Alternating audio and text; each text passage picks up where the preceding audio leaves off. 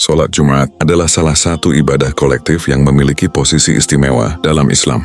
Ia bukan sekadar pengganti sholat zuhur di hari Jumat, tetapi sebuah pertemuan mingguan yang memadukan ibadah ritual dan komunikasi sosial. Di dalamnya terkandung khutbah sebagai sarana penyampaian pesan moral, arahan politik, dan penyatuan visi umat. Dalam sejarah peradaban Islam, banyak keputusan penting diambil atau diumumkan pada mimbar Jumat, mulai dari pengumuman perjanjian damai, seruan jihad, hingga deklarasi pembangunan kota baru.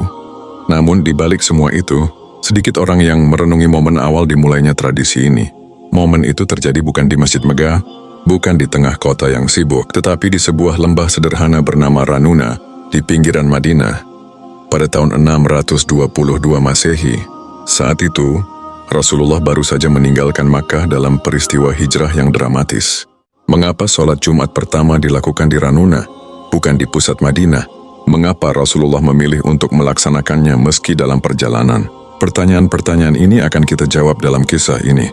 Kita akan menyusuri kembali jalur hijrah, menelusuri kondisi sosial masyarakat saat itu, hingga mendengarkan kembali gema khutbah pertama yang membuka lembaran baru sejarah Islam.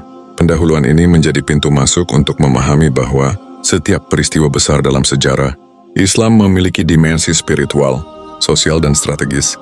Sholat Jumat pertama adalah titik temu dari tiga dimensi ini. Ibadah yang khusyuk, pertemuan masyarakat, dan strategi kepemimpinan yang matang. Untuk memahami nilai revolusioner dari sholat Jumat pertama, kita perlu menengok situasi keagamaan Jazirah Arab sebelum hijrah. Sebagian besar kabilah Arab menganut kepercayaan politeistik. Makkah menjadi pusat spiritual mereka, namun Ka'bah dipenuhi berhala.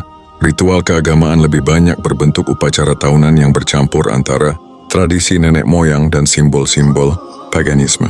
Kegiatan keagamaan kolektif mingguan hampir tidak dikenal. Pertemuan antar kabilah biasanya terjadi karena urusan perdagangan, pernikahan atau peperangan. Diskusi moral atau pesan keagamaan tidak memiliki forum resmi yang teratur. Kaum Yahudi di Yatsrib, Madinah, memiliki hari Sabtu sebagai hari ibadah. Kaum Nasrani di wilayah Syam dan Najran menjadikan hari Ahad sebagai hari suci. Namun umat Arab penyembah berhala tidak memiliki hari khusus untuk ibadah bersama. Dalam konteks ini, gagasan untuk mengumpulkan umat sekali seminggu untuk beribadah dan menerima nasihat agama adalah hal yang asing. Munculnya Islam mulai mengubah lanskap ini. Rasulullah mengajarkan sholat berjamaah 5 waktu, yang membangun disiplin kolektif. Namun konsep sholat mingguan dengan khutbah yang mempersatukan seluruh komunitas adalah langkah berikutnya.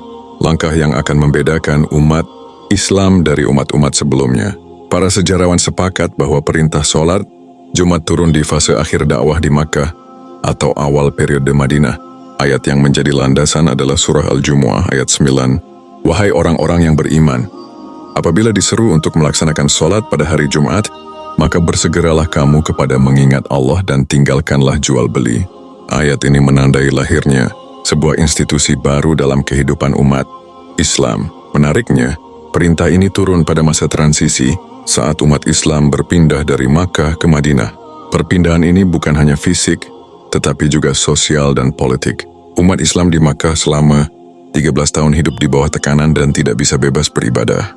Di Madinah, mereka akan memulai kehidupan baru dengan kebebasan beragama dan peluang membangun struktur masyarakat sendiri.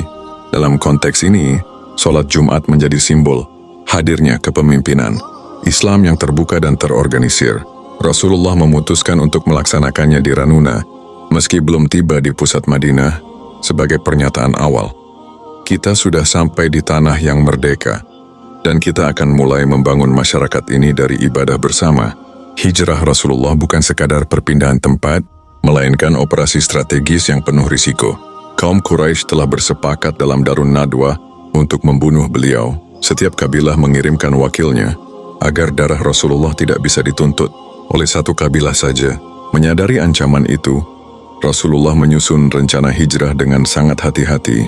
Langkah pertama adalah memastikan bahwa keberangkatan beliau tidak terdeteksi.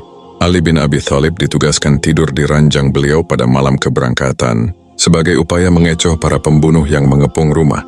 Rasulullah sendiri berangkat bersama Abu Bakar Ash-Shiddiq melalui jalur selatan menuju Gua Tsur, bukan langsung ke utara menuju Madinah seperti rute normal. Strategi ini memungkinkan Quraisy kehilangan jejak. Selama 3 hari di gua, Asma binti Abu Bakar dan Abdullah bin Abu Bakar berperan sebagai kurir, membawa logistik dan informasi. Abdullah bin Uraikith, seorang non-muslim yang dapat dipercaya, dipekerjakan sebagai penunjuk jalan. Setelah situasi aman, rombongan bergerak menuju Madinah melalui jalur pesisir yang jarang dilalui. Perjalanan ini penuh ketegangan. Di setiap titik singgah, Rasulullah memanfaatkan kesempatan untuk berdakwah secara singkat kepada penduduk setempat.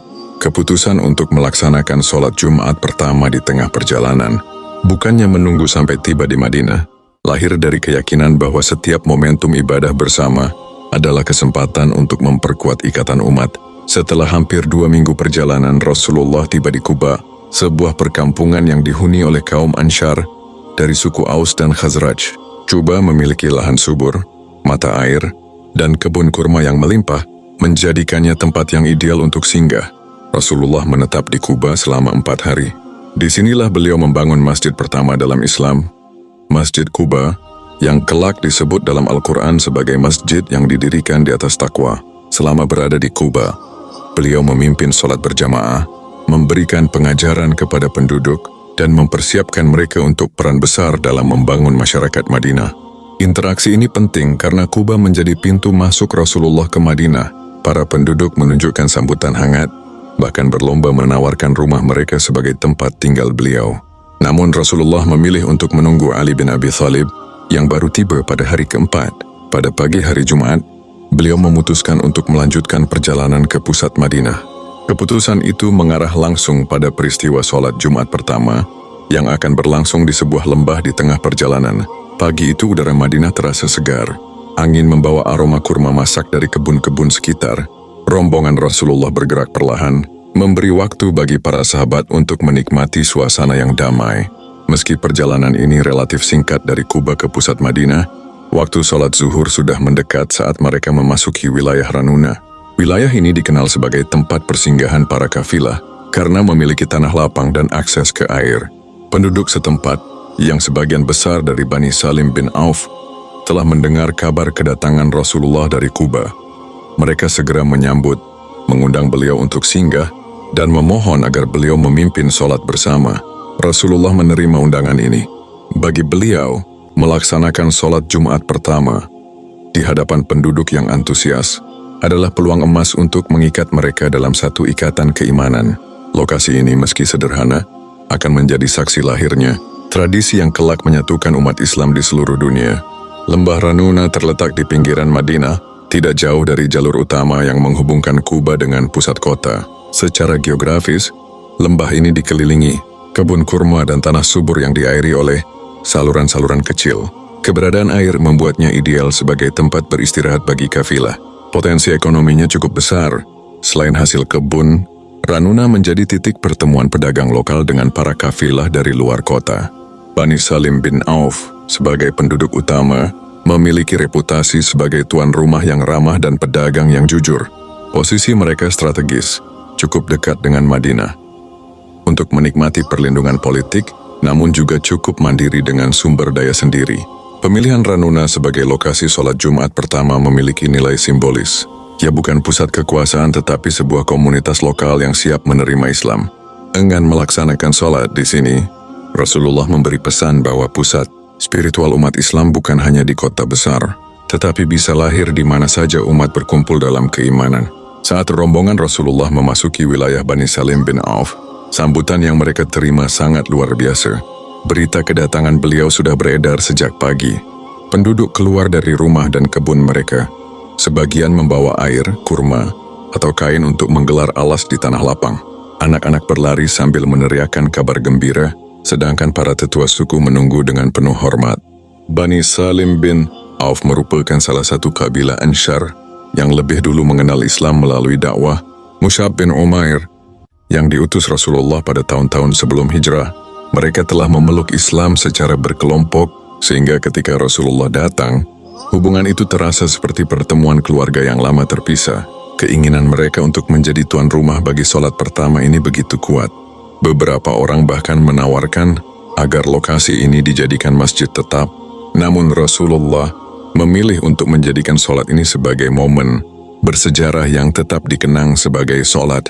Di perjalanan hijrah, menandai titik awal kehidupan Islam yang bebas di Madinah. Rasulullah memerintahkan agar tempat sholat disiapkan di sebuah tanah, lapang di lembah Ranuna yang rata dan cukup luas untuk menampung seluruh jamaah. Beberapa sahabat membantu meratakan permukaan tanah dari batu-batu kecil. Tidak ada karpet atau sajadah mewah, hanya tanah, rerumputan, dan mungkin kain seadanya yang dibawa penduduk. Arah kiblat di Madinah menghadap ke selatan, menuju Ka'bah di Makkah.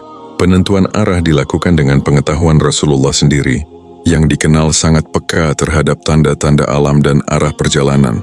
Hal ini penting dicatat, karena pada masa itu belum ada penunjuk arah modern. Jamaah mulai berdatangan, sebagian besar adalah laki-laki dewasa. Namun ada juga remaja dan anak-anak. Perempuan pada masa itu biasanya sholat di bagian belakang atau di area yang agak terpisah. Suasana penuh khidmat, semua menyadari bahwa ini adalah pertemuan besar pertama setelah hijrah. Ketika waktu zuhur tiba, Rasulullah berdiri di depan jamaah. Beliau memulai dengan azan, meskipun bentuk azan Jumat saat itu belum seperti yang kita kenal sekarang. Penambahan azan kedua di masjid terjadi pada masa Khalifah Utsman bin Affan. Salat dimulai dengan khutbah, sesuai perintah Allah dalam surah Al-Jumu'ah ayat 9. Rasulullah berdiri di tanah tanpa mimbar, berbicara dengan suara yang tegas namun penuh kelembutan. Beliau memuji Allah, mengucapkan syahadat, dan memberikan nasihat agar umat bertakwa, memegang teguh kebenaran, serta menjaga persaudaraan. Setelah khutbah pertama, beliau duduk sejenak, kemudian berdiri lagi untuk khutbah kedua. Isi khutbah ini lebih banyak berisi penguatan, iman dan ajakan untuk bersyukur atas nikmat hijrah. Setelah khutbah selesai, Rasulullah memimpin sholat 2 rakaat, yang menjadi ciri khas sholat Jumat hingga hari ini. Riwayat-riwayat sejarah mencatat inti dari khutbah pertama Rasulullah. Meskipun redaksinya bervariasi, isinya memuat beberapa pokok penting. Pujian kepada Allah, menegaskan bahwa segala nikmat, termasuk keselamatan hijrah, berasal dari Allah semata. Seruan takwa, mengajak umat untuk senantiasa bertakwa dalam setiap keadaan, baik di saat lapang maupun sempit. Kesatuan umat, menekankan bahwa umat Islam adalah satu tubuh yang saling menguatkan. Peringatan akan kematian, mengingatkan bahwa hidup adalah perjalanan menuju akhirat, sehingga dunia tidak boleh menjadi tujuan utama. Syukur atas nikmat hijrah, mengajak umat untuk menjadikan kebebasan beribadah di Madinah sebagai awal dari perjuangan membangun masyarakat Islam. Khutbah ini bukan hanya nasihat moral, tetapi juga deklarasi politik dan sosial. Ia menandai lahirnya sebuah komunitas berdaulat yang bebas dari tekanan Quraisy, siap mengatur urusannya berdasarkan wahyu Allah.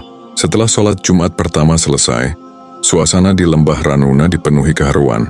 Para jamaah saling berjabat tangan, sebagian memeluk Rasulullah, dan tidak sedikit yang meneteskan air mata.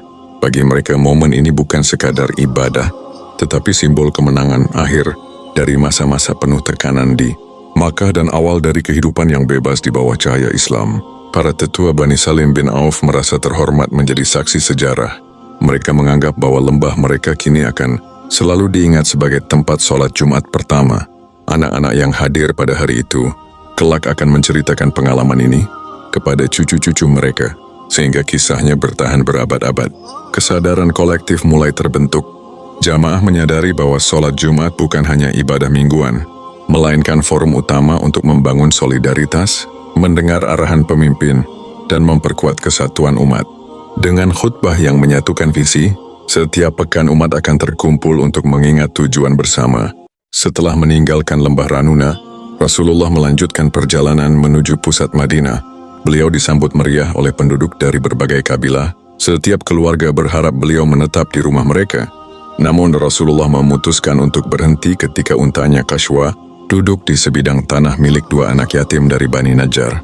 Di tempat itulah kelak Masjid Nabawi dibangun, masjid utama di Madinah, yang akan menjadi pusat pemerintahan, pendidikan, dan ibadah. Hubungan antara sholat Jumat pertama di Ranuna dan Masjid Nabawi sangat erat. Momen di Ranuna menjadi semacam pembukaan resmi kehidupan berislam di Madinah, sedangkan Masjid Nabawi menjadi rumah tetap bagi kegiatan tersebut. Menariknya, sejak Masjid Nabawi berdiri, semua sholat Jumat di Madinah dilaksanakan di sana. Namun lembah Ranuna tetap dikenang, bukan karena megahnya bangunan, melainkan karena keikhlasan penduduknya dan kesederhanaan. Ibadah yang berlangsung di tanah terbuka, Sholat Jumat pertama ini memiliki dampak politik yang signifikan. Dengan berkumpulnya umat di satu tempat, Rasulullah menegaskan bahwa Madinah kini menjadi pusat komunitas Muslim. Kehadiran beliau secara terbuka dalam ibadah publik mengirim pesan kepada seluruh kabilah. Umat Islam kini memiliki pemimpin yang jelas dan sistem yang teratur. Secara sosial, sholat Jumat pertama memperkuat jaringan antar kabilah. Bani Salim bin Auf mendapat kehormatan yang meningkatkan posisi mereka di mata suku-suku lain. Hubungan persaudaraan antara Muhajirin, pendatang dari Makkah, dan Ansyar, penduduk asli Madinah, semakin erat. Dalam jangka panjang, sholat Jumat menjadi sarana komunikasi resmi antara pemimpin dan rakyat. Khutbah mingguan memudahkan penyebaran informasi penting, instruksi militer, atau penjelasan hukum baru. Dengan demikian, ia berfungsi ganda, sebagai ibadah dan sebagai sarana pengelolaan masyarakat. Kisah sholat Jumat pertama di Lembah Ranuna menyimpan banyak hikmah. Pertama, ia mengajarkan bahwa momen bersejarah tidak selalu terjadi di tempat yang besar atau mewah, tetapi di tempat yang diisi oleh hati yang ikhlas. Kedua, ia menunjukkan pentingnya memanfaatkan setiap kesempatan untuk menyatukan umat, bahkan di tengah perjalanan. Bagi umat Islam modern, sholat Jumat tetap relevan sebagai sarana memperkuat ikatan sosial. Di tengah kesibukan hidup, ia memaksa kita untuk berhenti sejenak, berkumpul, mendengar nasihat, dan mengingat tujuan hidup yang lebih besar. Jika di Ranuna sholat Jumat menjadi simbol awal peradaban Islam di Madinah, maka di era sekarang ia bisa menjadi simbol kebangkitan moral dan solidaritas di tengah masyarakat yang terpecah. Pesannya tetap sama, persatuan, ketakwaan, dan kesadaran bahwa kita adalah bagian dari umat yang lebih besar dari diri sendiri. Sholat Jumat pertama di Lembah Ranuna bukan sekadar awal dari sebuah ibadah rutin, melainkan tonggak politik penting. Di tengah masyarakat Arab yang saat itu terbagi menjadi kabilah-kabilah, Jumat menjadi forum yang menyatukan semua di bawah satu pemimpin. Tidak ada perbedaan status sosial ketika jamaah berdiri dalam satu syaf. Seorang kepala suku berdiri sejajar dengan mantan budak, orang kaya sejajar dengan orang miskin. Rasulullah memanfaatkan momentum ini untuk memperlihatkan bahwa Islam tidak hanya menawarkan ajaran ibadah, tetapi juga model kepemimpinan dan sistem sosial. Sholat Jumat menjadi deklarasi publik bahwa Madinah kini memiliki otoritas tunggal yang mengatur urusan umat berdasarkan wahyu. Kekuatan simbolis ini menjadi alasan mengapa di kemudian hari para khalifah menjadikan khutbah Jumat sebagai sarana menyampaikan kebijakan, pengumuman perang atau damai, bahkan legitimasi kepemimpinan. Dengan demikian, sholat Jumat berperan dalam menjaga stabilitas politik dan persatuan umat. Setelah Masjid Nabawi berdiri, fungsi masjid dalam kehidupan masyarakat Madinah berkembang pesat. Masjid tidak lagi hanya tempat sholat, tetapi juga pusat pendidikan, pengadilan, dan administrasi. Sholat Jumat menjadi agenda utama yang menghubungkan semua fungsi ini. Pada setiap Jumat, Rasulullah sering menggunakan khutbah untuk menjelaskan hukum-hukum baru yang turun, membahas strategi perang atau perdamaian, dan memberikan pengarahan moral kepada masyarakat. Dengan demikian, masjid menjadi pusat peradaban Islam pertama, dan sholat Jumat menjadi mesin penggerak yang membuatnya hidup dan relevan. Transformasi ini memberi pelajaran penting. Masjid seharusnya menjadi pusat kehidupan umat, bukan hanya bangunan untuk sholat. Pesan ini masih sangat relevan untuk masyarakat Muslim modern yang terkadang memisahkan kehidupan sosial dari masjid. Jika kita melihat dari kacamata kepemimpinan, keputusan Rasulullah untuk melaksanakan sholat Jumat pertama di Ranuna sangat strategis. Pertama, beliau memanfaatkan momentum perjalanan hijrah untuk membangun kepercayaan penduduk setempat. Kedua, beliau menunjukkan bahwa Islam adalah agama yang mengatur kehidupan secara teratur, termasuk ibadah mingguan yang memiliki nilai sosial tinggi. Rasulullah juga mengajarkan pentingnya komunikasi langsung dengan rakyat. Khutbah Jumat adalah platform tatap muka yang efektif, di mana pesan dapat disampaikan tanpa perantara. Dalam masyarakat yang belum mengenal media massa, ini adalah cara paling efisien untuk memastikan semua orang mendapatkan informasi yang sama. Pemimpin modern dapat mengambil pelajaran dari hal ini. Pentingnya membangun hubungan langsung dengan masyarakat, memanfaatkan momen kebersamaan, dan menggabungkan pesan moral dengan arah strategis. Sholat Jumat pada masa Rasulullah dilaksanakan dengan kesederhanaan, tetapi penuh makna. Khutbah singkat, padat dan fokus pada pesan inti. Jamaah hadir dengan motivasi spiritual yang kuat, dan suasana khidmat terasa di seluruh area solat. Saat ini, solat Jumat di berbagai belahan dunia memiliki variasi pelaksanaan. Ada masjid yang memanfaatkan teknologi, seperti pengeras suara dan layar proyektor. Ada pula khutbah yang panjangnya melebihi solat itu sendiri. Meski perkembangan ini membawa kemudahan, ada tantangan untuk tetap menjaga ruh, kesederhanaan dan ketulusan seperti di masa Rasulullah. Perbedaan lain adalah jumlah jamaah. Jika di Ranuna hanya puluhan atau ratusan orang yang hadir, kini jutaan umat berkumpul setiap Jumat di seluruh dunia. Skala yang besar ini memperlihatkan keberhasilan misi yang dimulai dari solat pertama itu, namun juga menuntut pengelolaan yang lebih baik, agar pesan khutbah tetap efektif. Solat Jumat pertama di lembah Ranuna adalah salah satu momen paling bersejarah dalam Islam. Ia menandai berakhirnya masa tekanan di Makkah dan dimulainya babak baru di Madinah, di mana umat Islam bisa hidup dan beribadah dengan bebas. Pelajaran dari peristiwa ini mencakup pentingnya kesatuan, komunikasi langsung antara pemimpin dan umat, serta memanfaatkan momentum untuk membangun fondasi masyarakat. Relevansinya di zaman modern sangat jelas. Umat Islam membutuhkan forum rutin yang mempersatukan, menyampaikan pesan moral, dan mengingatkan akan tujuan bersama. Seperti halnya di Ranuna, keberhasilan solat Jumat tidak bergantung pada kemegahan tempat, melainkan pada kekuatan pesan, ketulusan hati dan persatuan jamaahnya. Jika nilai-nilai ini terus dijaga, maka solat Jumat akan tetap menjadi pilar peradaban Islam hingga akhir zaman. Setelah solat Jumat pertama di Lembah Ranuna, dan kemudian rutin di Masjid Nabawi, tradisi ini mulai menyebar ke wilayah-wilayah lain yang memeluk Islam.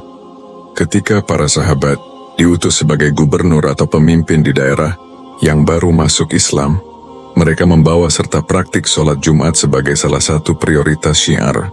Contohnya ketika Mu'adz bin Jabal diutus ke Yaman, ia bukan hanya mengajarkan syahadat dan solat 5 waktu, tetapi juga menetapkan pelaksanaan solat Jumat di pusat-pusat kota.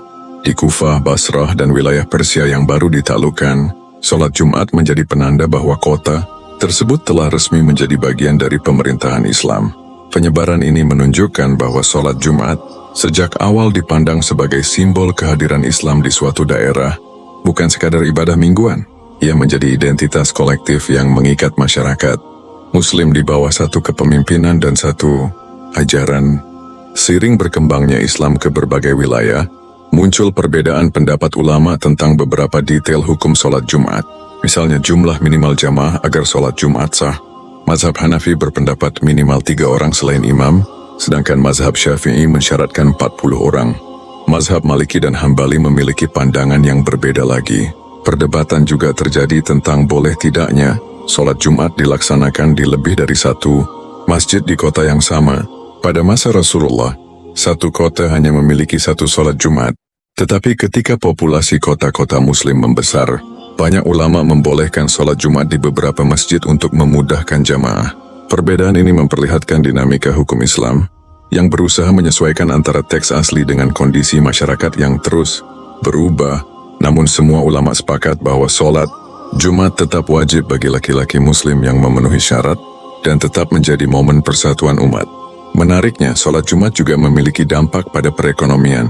Al-Quran dalam surah Al-Jumu'ah ayat 9-10 memerintahkan umat untuk meninggalkan jual beli ketika azan Jumat dikumandangkan dan kembali bertebaran di muka bumi untuk mencari karunia Allah setelah solat selesai. Ayat ini menunjukkan keseimbangan antara ibadah dan aktivitas ekonomi.